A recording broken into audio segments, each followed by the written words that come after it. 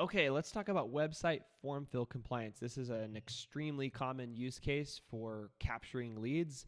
I'm going to give you an example. So on our website, all the way at the bottom, let's go to the top. I'll kind of scroll down. I'll show you what's there. There's this form fill to reach out to Pitchit. And at the bottom of the form fill, we have a box that you need to check, right?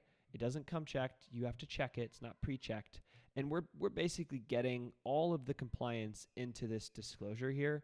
And so that's what we're going to break down. So how do you maintain TCPA compliance when using form fills to capture prior express written consent? Okay, so you need explicit opt-in mechanisms, right?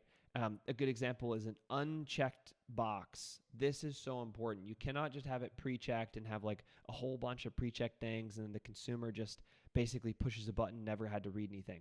They have to physically check the box, meaning that they've read it and they checked it. There had to be a manual task completed. So pre-checked boxes and generic language permitting all marketing to contact consumers are not permitted. Now, this consumer also pertains to business leads. So a good example will always be our homepage. We're always going to have that in compliance. And so if you ever want to know what a good example looks like, you could look at our site.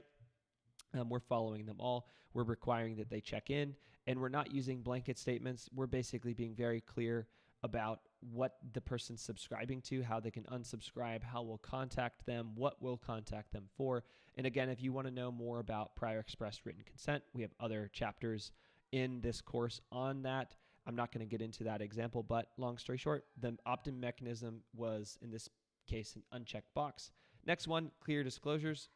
So we need to identify every business that the consumer or business is consenting to contact the consumer. Now, in my example, I am saying by checking the box, I provide my signature, consenting to be contacted from Pitchit.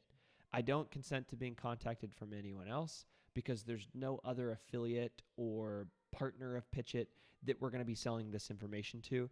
If you are, though, going to share leads with other companies or sell them to other companies or buy them from other companies, you have to make sure that they include not just their company name, but every company they're selling to in this disclosure. And so right after this comma, you'd basically put Pitchit, company Y, company Z, company A, B, C, D, E, F, G. And then you can continue on with the disclosure afterward. Not relevant to our use case, but if it is to yours, you have to have those disclosures.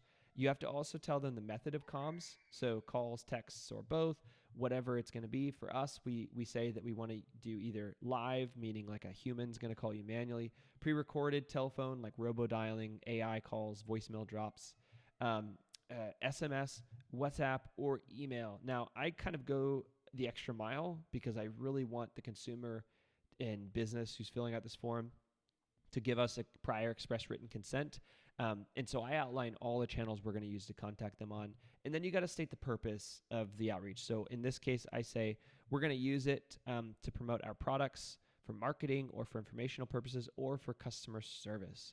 And so all of that stuff is covered inside of form fill. Now, next one, record and retain consent. So you got to retain the timestamp record of when you captured this lead. This is where like your data lake, you could use Pitchit for this, basically webhook that lead right into Pitchit. We'll timestamp it for you. That needs to be stored, and the burden is on you to record and retain that consent. You also need to archive that exact language displayed to the consumer at the time of consent. Now, Pitchit won't probably have access to any of these assets, at least at the time of this recording. We don't yet have our own form fill software available that's TCPA compliant. We are working on building that, but we're always going to offer companies to bring their own form fills or bring their own CRMs. And so somewhere in your system of record, you've got to archive the exact language. In our case, this is our exact language at the time of the consent being captured, and they want you to retain and record that. And have some kind of a data storage system where you can quickly retrieve these records if you ever get sued or have a dispute. That's going to be on you as a customer of Pitchit. It's going to be on you as a business owner contacting people. Next one, opt-out mechanisms need to be extremely clear. A lot of people don't do this, but Pitchit does this in our form fill. So we make it really clear that they can revoke this consent at any time by saying stop or clicking unsubscribe links.